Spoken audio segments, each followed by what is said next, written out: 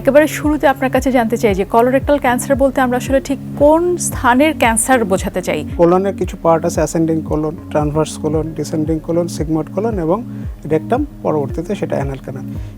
এই অংশটুকুকেই আমরা কোলোরেক্টাম হিসাবে বলে থাকি। পাইলস হলে তারা কিছু অপচিকিৎসার শিকার হন এবং তাদেরকে জোর করে ধরে এক ধরনের চিকিৎসা দেওয়া হয়, কেউ হয়তো পুড়িয়ে দিচ্ছেন বা নানা রকমের চিকিৎসা হয়। এই বিষয়ে ডায়াগনোসিসটা হতে পারে, বিশেষ করে সার্জারি বিশেষজ্ঞ যারা আছেন তারা এই ডায়াগনোসিসটা করতে পারেন। ফাস্টফুডের প্রবণতা এতই বেড়েছে, বলা যায় যে প্রতিদিনই সবাই ফাস্টফুড খাচ্ছে। চর্বি জাতীয় খাবার এইগুলোকে যদি গ্রহণ করি, এগুলো কিন্তু আমাদের কোলোরেক্টাল ক্যান্সারের রিস্ক ফ্যাক্টর হিসেবে একটা কাজ করে।